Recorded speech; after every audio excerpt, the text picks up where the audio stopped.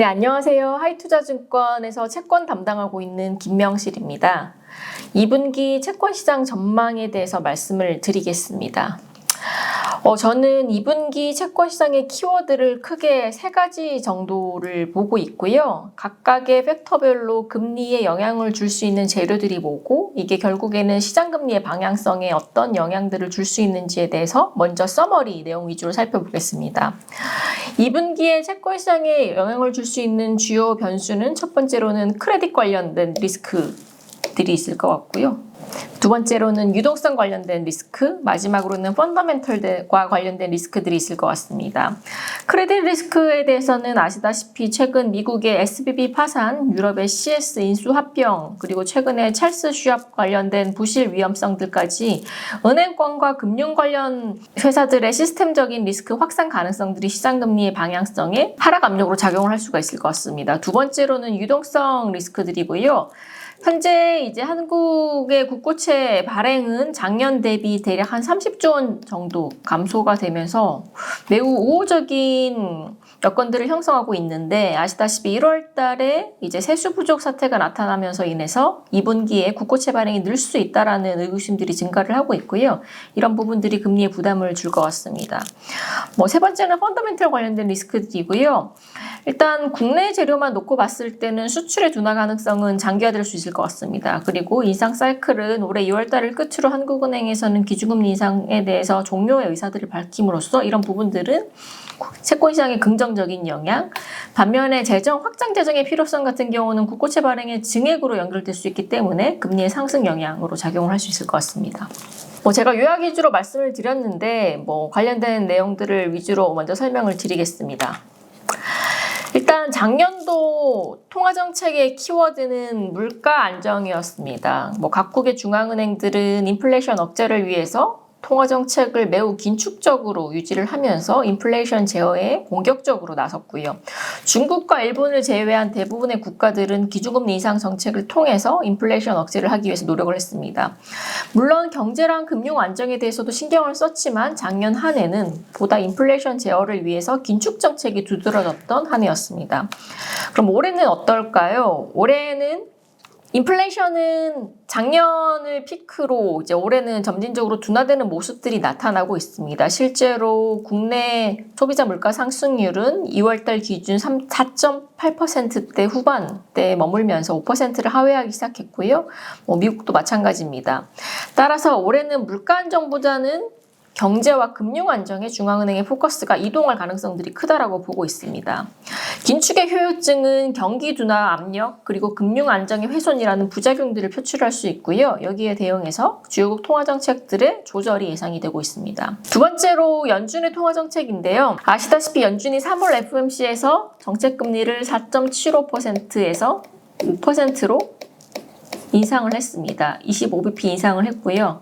저는 결론부터 말씀드리면 연준은 정책금리를 5% 이상으로 가져가기에는 그 제반 여건들이 어려운 환경들이 될 수 있을 것으로 보고 있습니다. 아시다시피 금리 인상에 대한 효과는 대략 3개월에서 6개월 정도 시차를 두고 경제활동 둔화를 유발을 하고 있습니다. 작년에 긴축 정책이 가장 피크였던 시점이죠. 75bp씩 기준금리 인상을 하면서 매우 고강도로 긴축 정책을 했던 시점이 작년 8월 달에서 10월 달이고요. 작년 8월 달에서 10월 달에 긴축 정책이 피크였고, 그리고 누적된 긴축 효과는 약 3개월에서 6개월 정도 시차를 두고 올해 1분기 말에서 2분기 초반에 가장 크게 나타날 것으로 예상을 하고 있습니다. 이미 연준은 SVB 사태를 통해서 은행권들의 스트레스 압력으로 인해서 신용 여건의 긴축 가능성들을 인정을 했습니다. 결국에 금융 시스템의 스트레스가 빠르게 완화되고 거시 데이터가 강할 경우 5월 달에 추가적으로 연준이 금리 인상을 할 수도 있겠지만, 현재로서는 은행권들의 시스템 리스크들이 여전히 자리 잡고 있고 고용을 제외한 나머지 거시 데이터들이 강하다라고 설명하기는 좀 힘들 거기 때문에 현재로서는 연준의 긴축 정책의 조기 종료가 예상이 되고 있고요. 주요 근거는 아시다시피 아시다시피 고용과 물가 같은 경기 요인도 앞서 말씀드린 것처럼 중요하긴 하지만 현재는 경기에 대한 하방 리스크와 두 번째로는 금융 안정성의 훼손이라는 강력한 구조적 결함이 발견이 됐기 때문에 여기에 대해서 해소를 하기 위해서 연준의 정책금리 인상은 중단될 가능성들이 굉장히 크다라고 보고 있습니다. 그럼 첫 번째로 은행권들의 구조적 결함이 무엇인지에 대해서 살펴보겠습니다. 아시다시피 은행권들의 예금은 과거 2019년, 20년도 해서 양적 완화와 대규모 재정 지출 확대 여파로 인해서 급격하게 증대되기 시작했습니다. 코로나로 인해서 각국의 중앙은행들 뿐만 아니라 재정 정책들은 확장적 기조들을 계속적으로 유지를 하면서 은행권들로 예금이 급격하게 유입이 되기 시작했습니다. 그러다가 코로나가 소강 상태를 맞이하고 정부 정책상 방역 조치가 해제되면서 예금들이 소비로 빠르게 이동되기 시작하죠. 비정상적으로 예금의 규모가 증가했다가 그 증가한 규모들이 방향성을 전환하기 시작합니다. 결국에는 이제 대출 수요 부족에 유입된 예금들이 그동안은 안전자산 위주로 채권 투자로 연결이 됐었는데 앞서 말씀드린 것처럼 소비활동이 재개되고 투자활동이 재개되다 보니까 예금들의 감소가 급격하게 나타나기 시작했습니다. 대출 수요도 이전 대비 증가하기 시작하면서 기본적으로 은행에 돈이 쌓여 있으면 쌓여 있는 보유한 현금 유동성으로 이제 여기에 대해서 대응을 하면 되는데 그동안 이제 쌓여 있던 예금들을 이상으로 여기에 대한 수요가 발생하기 시작하면서 은행권들이 보유한 증권 포트폴리오의 매각을 통해서 이런 유동성들을 마련하기 시작합니다. 대표적으로는 가지고 있는 국채와 MBS를 팔면서 시장에 대응을 하고 있고요. 문제는 이제 금리가 그동안 연준의 긴축 정책으로 많이 올라왔기 때문에 가지고 있던 채권들에 대해서 손실이 발생하기 시작했습니다. 근데 이런 손실에도 불구하고 은행권들은 이제 예금 인출에 대응해서 가파르게 가지고 있는 채권들을 팔기 시작합니다. 그러면서 이제 은행권들의 실현 손실과 미실현 손실들이 급격하게 증가하기 시작하고요. 실제로 미실현 채권 평가 손실이라고 해도 규제 자본에 반영이 되어 있으면 이거는 추가적인 위험 요인이라고 섣불리 판단할 수는 없을 것 같습니다. 이유는 재무 상황과 손실 완충 능력 평가에 이미 미실현 손익들이 반영이 되어 있기 때문이죠. 그래서 실질적으로 가장 중요한 수치는 BIS 자본 비율과 같은 규제 자본 산출에 반영되지 않은 미실현 채권 평가 손실이라고 보고 있고요. 현재 미국 은행 부분에서 규제 자본에 미반영된 유가증권의 미실현 손실 규모는 규제 자본 대비 평균 26.3%입니다. 이 중에서 GSIBS라고 해서 대형은행들 위주로 스트레스 테스트 평가를 받고 있는 대형은행들의 평균은 19.5%고요. 규제 완화로 인해서 스트레스 테스트의 평가를 받지 않고 있는 중소형 은행들의 평균은 33.8%입니다. 대형은행 대비 중소형 은행들의 비중이 크고요. 참고로 말씀드리면 최근에 사태가 났었던 SBB의 채권 평가 손실 규모 비율은 96.3%였습니다. SBB 사태로 미국의 은행권들의 미실현 채권 평가 손실 위험이 첫 번째로 대두가 됐는데 SBB 같은 경우는 그 규모면에서는 좀 특이한 사례이긴 하지만 결국에 이 사태로 인해서 우리가 알 수 있었던 부분들은 은행권 전체가 SBB랑 동일한 문제들을 보유하고 있다는 점이 확인이 됐습니다. 그러면 이제 SBB처럼 이런 뱅크런과 같은 사태들이 발생하는 부분들을 앞으로 막을 수 있냐? 거기에 대한 대응들은 크게 저는 4가지 정도를 생각해 볼 필요가 있을 것 같고요. 첫 번째로 지금과 같은 은행권들의 예금 이탈을 막을 수 있을까? 저는 우선 가능성이 낮다라고 보고 있습니다. 경제활동 재개로 당분간 이런 예금 감소 추세는 지속될 수밖에 없다라고 보고 있고 만약에 여기에 은행권들의 불안 심리마저 가중이 된다면 오히려 예금 감소 속도가 가팔라질 가능성들은 충분히 크다라고 보고 있습니다. 그럼 두 번째로 정부에서는 대출 수요가 지금 증가하면서 은행권들의 유동성 상황들이 나빠졌는데 이걸 막기 위해서 대출 규제를 다시 실시할 수 있나? 저는 이 가능성은 높다라고 보고 있습니다.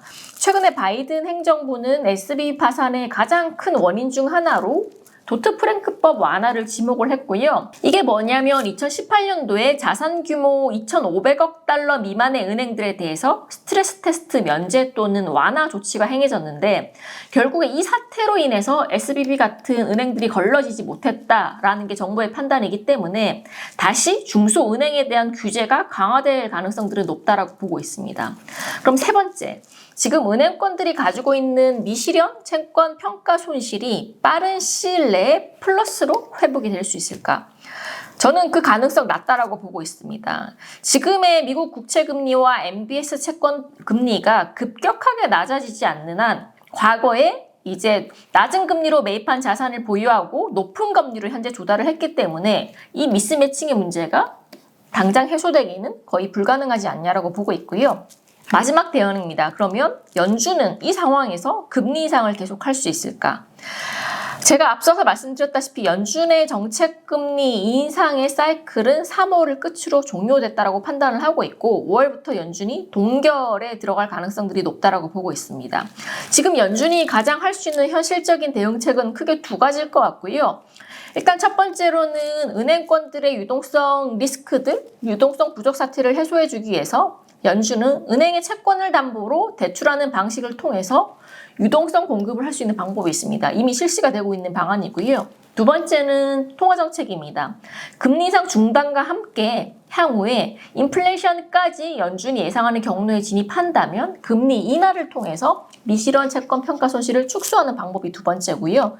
따라서 지금 은행권들의 구조적 결함이 발현이 되고 있고 이건 비단 은행권뿐만 아니라 증권사, 보험사들의 채권 포트폴리오 손실도 마찬가지일 겁니다. 그렇기 때문에 여기에서 이게 결국에는 대형 은행이나 대형 금융기관으로까지 전이되지 않기 위해서 그 연결고리를 끊어야 하는데 거기에 가장 첫 번째 출발점은 금리 인상의 중단이 될 가능성들이 굉장히 크다라고 보고 있습니다. 따라서 저는 5월달 연준의 통화정책은 인상 중단을 시작으로 진행될 것으로 보여지고 있고요. 그리고 두 번째로는 QT의 조기 중단까지도 발생할 것으로 보고 있습니다.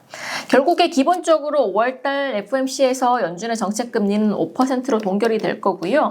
만약에 극단적인 상황에서 물가 둔화가 저희의 예상처럼 나타나지 않는다라고 가정하면 25bp의 추가 인상의 가능성들도 있습니다. 다만 추가 인상 시에도 마지막 금리 인상이 될 가능성들이 굉장히 크다라고 보고 있습니다. 두 번째로는 한국의 통화정책입니다. 미국의 가장 점이 은행권과 같은 금융권들의 포트폴리오 손실이라고 하면 지금 한국의 가장 큰 취약점은 부동산입니다. 아시다시피 한국의 가계자산은 부동산에 집중되어 있는 비중이 63%로 굉장히 높습니다. 그리고 가계부채 중에 변동금리 대출이 굉장히 높기 때문에 그만큼 주택가격의 하락과 금리 인상이 가계에 미치는 부정적 영향들이 굉장히 큽니다. 그리고 두 번째로 무엇보다 지금 가장 크게 우려가 되는 점은 PF 금융시장입니다. 지금 사업장의 수익성을 담보로 이루어지는 이러한 부동산 PF 대출이 지금과 같이 부동산 경기 부진이 장기화되고 결국 이게 부실화가 된다면 관련된 금융기관들의 자산 건전성과 유동성 저하 현상들을 초래할 수밖에 없는 환경입니다. 문제는 현재 PF 대출의 연체율이 빠른 속도로 올라가고 있고 미분양 물량 역시나 빠른 속도로 증가하고 있습니다. 이처럼 분양시장 위축으로 인해서 중소건설업체들의 예상 부도 확률 역시 빠른 속도로 증가하면서 관련된 건설업체들의 재무 위험도 동반 확대되고 있는 상황입니다. 한국은행은 PF 금융의 부실을 의식하지 않을 수 없을 것 같고요. 두 번째로 아시다시피 비금융 금융기관들의 부동산 PF 관련 고위험 익스포저도 굉장히 큽니다. 그만큼 증권사나 저축은행들의 자본 적정성과 유동성 저하 문제들은 앞으로 더 커질 수밖에 없는 환경일 것 같고요. 작년 말에 레고랜드 터지고 11월 달에 이제 PF 금융의 부실화를 제어하기 위해서 지금 각종 유동성 공급 정책들이 쏟아지고 있습니다. 지금도 여전히 현재 진행형이고요. 이로 인해서 유동성 리스크들은 해소가 된 부분들은 맞습니다. 다만 지금 관련된 펀더멘탈 관련된 리스크들은 여전히 잠재적으로 자리 잡고 있고요. 따라서 만약에 지금과 같은 고금리 정책 플러스 한국은행의 긴축 정책이 올해 내내 장기화된다면 유동성 리스크에서 PF 관련된 신용 리스크로의 확산 가능성들이 굉장히 큰 상황이라고 보고 있습니다. 따라서 지금 한국 같은 경우는 물가 하강 국면 이미 가시화되고 있고요. 한국은행의 물가 경로에 근거해서 올해 물가 예상을 추정을 좀 해보면 빠르면 10월달 정도부터는 2%대 후반대 숫자까지도 볼 수 있을 것 같습니다. 그러면 현재 급격하게 진행된 긴축의 환경들에 대해서 조절의 필요성들이 높아질 수밖에 없고요. 그래서 이 같은 측면에서 한국은 부동산 PF 시장의 부실화 방지를 위해서 4분기 빠르면 4분기 초 정도에 금리 인하를 단행할 가능성들이 굉장히 크다라고 보고 있습니다. 이런 통화정책 측면에서 살펴봤으면 두 번째로 금리 방향성에 대해서 살펴보겠습니다. 아시다시피 최근에 미국 트레저리 금리 굉장히 많이 빠졌습니다. 그래서 가장 제가 많이 받는 질문 중에 하나가 금리가 이렇게 많이 하락했는데 지금 채권 매수를 더 들어가도 될까요? 저는 이제 단언컨대 금리 하락이 이제 시작이고 앞으로 더 진행될 수 있다고 보고 있습니다. 물론 그 과정에서 금리 변동성은 커질 수 있지만 가장 큰 핵심은 연준의 인상 사이클이 종료가 되고 있다는 거고요. 그 가시권에 들어가고 있다는 거고, 두 번째로는 아까 말씀드렸다시피 연준의 긴축 환경 조성이 이미 장기화되고 있고 여기에 은행권들의 파산을 막기 위해서 대출 규제 등 신용환경 긴축이 앞으로 더 공고해질 가능성들이 높다라고 보고 있습니다. 이런 점들은 결국에는 펀더멘털의 압박 요인으로 작용할 수밖에 없고요. 경기와 물가에 미치는 부정적 영향을 고려했을 때 안전자산, 즉 채권에 대한 선호는 계속적으로 커질 수밖에 없다라고 보고 있습니다. 따라서 2분기 미국 국채금리의 저점은 2년 기준으로 3.5%, 10년 기준으로 3.2%대 초반까지 보고 있습니다. 한국도 마찬가지고요. 한국은 더 좋습니다. 채권 투자하기 훨씬 더 좋은 환경이고요. 지금 한국은 아시다시피 역캐리 상황입니다. 역캐리가 뭐냐? 조달금리 대비 국고채 금리가 더 낮다라는 거고요. 그만큼 통상적으로 역캐리 상황이 지속이 되면 채권 투자자들은 국채에서 크레딧 채권으로 선호를 이동시킵니다. 근데 아시다시피 한국은 올해 국내 채권 시장에서는 기준금리 인하 기대감이 지배적이고 그럴 가능성들이 굉장히 높습니다. 그렇기 때문에 지금 크레딧 채권으로서의 이동도 있지만 장기채 캐리에 대한 수요도 증가할 가능성들이 굉장히 크다라고 보고 있습니다. 결국에 두레이션 수요는 지금부터 계속적으로 확대될 가능성들이 크다라고 보고 있고 지금 채권 관련된 투자의 심리도 굉장히 긍정적으로 개선이 되고 있는 모습들을 고려했을 때 이런 부분들은 장기 국채의 기간 프리미엄 하락 요인으로 작용할 가능성들도 굉장히 크다라고 보고 있습니다. 그래서 제가 목차에서도 제목들을 좀 말씀을 드렸는데 한국은 두레이션을 먹을 기회들이 2분기에 굉장히 빈번해질 거라고 보고 있고요. 그래서 2분기 3년 국채금리의 하단은 3.05, 10년 국채금리의 하단 역시나 3.08%로 굉장히 낮게 보고 있습니다. 그리고 이어서 이제 수급 관련해서 몇 가지만 말씀을 드리겠습니다. 리스크 요인들이 당연히 이제 배제할 수 없는 부분들이 있어서 관련돼서 조금 주의하실 필요가 있으실 부분들을 몇 가지 짚을 거고요. 일단 초량물 관련된 이슈입니다. 작년에 한전채, 은행채 많이 뉴스에서 들어보셨을 거예요. 한전채 발행이 급증을 했고 은행채 발행이 증가를 하면서 작년에 초량물 이런 우량한 채권들 중에서도 두레이션이 긴 채권들의 발행이 굉장히 컸습니다. 이런 부분들이 채권금리의 상승 요인으로 작용을 했었는데 올해 초량물의 공급들이 급격하게 축소가 되면서 수급 개선이 금리 하락 압력으로 작용을 했었습니다. 근데 문제는 이 상황이 계속적으로 가면 좋은데 2분기에 그동안 밀려왔던 초량물의 채권 발행이 일시적으로 증가할 가능성들이 있다라고 보고 있고요. 그러면 증가한 초량물을 누가 받아주냐? 보험사나 기금 같은 초량물의 수요처가 받아주면 상관이 없는데 전체 단고 대비 올해 기관들의 수급들을 보면 여전히 부진한 모습 나오고 있습니다. 보험사들의 원화채권 유동성 여건들은 계속 떨어지고 있고요. 기금들도 마찬가지입니다. 그래서 초량물의 순발행 축소가 지속이 되면 이런 수요 기관들의 부재들을 상쇄할 수 있겠지만 만약에 일시적으로 2분기에 초량물의 발행이 다시 늘어난다면 30년물 이상의 초장기 스프레드의 확대 압력이 일시적으로 나타날 수 있는 여건들은 있다라고 보고 있습니다. 이 점은 좀 주의하실 필요가 있을 것 같고요. 두 번째로 외국인들 수요입니다. 오늘 새벽에 발표가 났는데 WGBI 편입에 실패했습니다. 근데 뭐 이게 다 끝났냐? 그건 아니고요. 3월 달에 실패를 했는데 지금 이제 FTSE라고 WGBI를 이제 관리하는 그 이제 주체 설명에 따르면 한국이 그동안은 이제 레벨 1으로 평가를 받다가 WGBI의 편입 조건인 레벨 2로 승격을 하겠다는 발표를 동시에 했고요. 그만큼 이제 3월 달에는 당장 지수 편입은 실패를 했지만 다음 발표 시기인 9월 가능성들은 여전히 남아있는 상황입니다.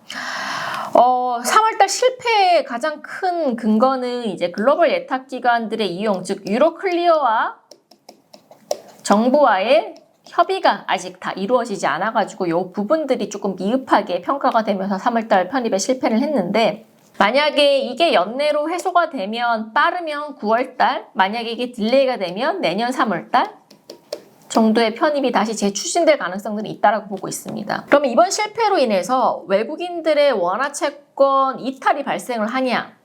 뭐 결론부터 말씀드리면 그럴 가능성들은 굉장히 낮습니다. 지금 외국인들은 1월 달에 3.4조 원 원화 채권들을 순매도를 하다가 2, 3월 기준으로 한 15조 정도 다시 채권들을 순매수하고 있는 상황입니다. 가장 큰 근거는 차익거래 유인이 플러스로 전환을 했었고요. 그리고 두 번째로 공공 부분의 감소 규모가 축소한 영향들도 있습니다. 비록 WGBI 편입에는 떨어졌지만 이런 구도가 만들어지고 있기 때문에 뭐 내외 금리차 확대 등등의 요인에 의해서 외국인들의 이탈 가능성이 나타날 가능성이 있냐? 굉장히 낮다. 오히려 외국인들은 원화 채권들을 꾸준히 살 가능성들이 높은 환경이다라고 여전히 보고 있습니다. 그리고 마지막으로 이제 국고채 수급과 관련된 추가적인 리스크 요인입니다. 아시다시피 올해 국고채 발행량은 굉장히 순조롭게 출발을 했습니다. 이게 작년에 국고채 발행 실적이고요. 이게 올해 발행될 수 있는 계획 순발행 수치입니다. 작년 대비 대략 국고채 순발행이 30조 정도 줄어들면서 굉장히 우호적인 발행시장 환경으로 출발을 했었습니다. 이런 부분들은 채권금리의 하락 압력으로 1분기에 작용을 했었고요. 2분기에도 그럴까? 뭐 그러면 좋은데 뭐 최근에 이슈가 하나 있습니다. 뭐냐면 세수 결손의 가능성들이 굉장히 높아지고 있는 환경입니다. 올해 1월달 국세 수입 현황 자료를 보시면 올해 1월달 국세 수입은 42.9조 원으로 정년 동월 대비 6.8조 원 정도 감소했습니다. 그리고 진도율 역시나 최근 5년간 평균 비교했을 때 10.7%로 굉장히 낮은 수준에 불과하고 있습니다. 거의 18년 만에 가장 낮은 진도율 수치고요. 아시다시피 그 근거는 부동산과 증권 같은 자산 가격 침체로 인해서 부가가치세라든지 양도소득세 감소가 가장 크게 영향을 미쳤던 것 같습니다. 연초부터 이렇게 세수 진도율이 떨어진다? 그러면 올해 세수 결손에 대한 우려들은 앞으로 커질 수밖에 없을 것 같고요. 결국에는 세수 결손이 실질적으로 현실화될 경우 국고채 발행이 증액될 가능성이 있습니다. 만약에 1분기 국고채 월간 발행 평균이 14조 원 정도였는데 2분기부터 이런 세수 결손으로 인해서 국고채 발행 진행의 필요성이 실제로 반영된다면 일시적으로 공급 부담이 증가할 소지들이 있다고 보고 있고 통상적으로 국고채 발행은 상반기의 비중을 높여서 발행을 합니다.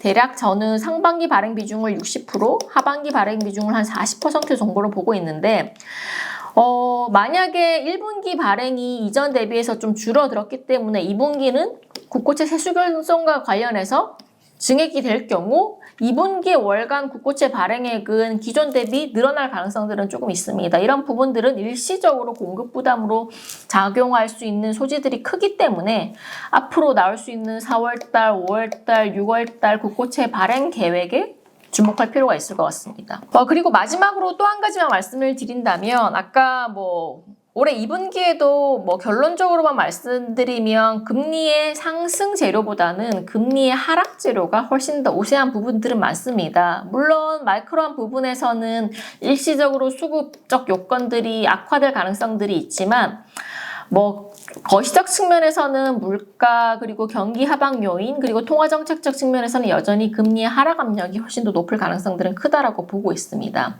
다만 이제 글로벌 시장 특히나 미국 국채 시장에서도 한 가지 걱정거리는 있고요.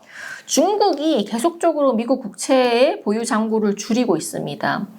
2010년 5월 이후에 12년 만에 최저치를 기록을 하고 있는 상황이고요. 작년 12월과 대비해서도 거의 1,800억 달러 축소되면서 현재 보유 잔고가 1조 원 미만으로 떨어졌습니다. 가장 큰 근거는 미중 관계 악화라는 정치적 이슈 그리고 연준의 금리 인상 대응 이 두 가지가 있을 것 같고요. 결국에는 줄어든 미국 국채 금리의 수요가 개인으로 이동을 하고 있다는 거고, 물론 개인들이 열심히 미국 국채들을 사주는 건 좋은데 수급 특성상 변동성이 굉장히 큰 기관이기 때문에 개인들의 미국채 보유량이 많아진다는 건 그만큼 미국 국채 금리의 변동성이 반대로 커질 우려가 이전 대비 늘어났다는 점입니다. 수급 특성상 변동성 확대 재료가 될 수 있다는 부분이고요. 그래서 지금 기관에서 개인들로 이동하고 있는 미국 국채 시장의 환경 역시나 2분기에 좀 주목하실 만한 요인이라고 보고 있습니다. 이상으로 2분기 채권 시장 전망에 대해서 말씀을 드렸고요. 긴 시간 동안 들어주셔서 감사합니다.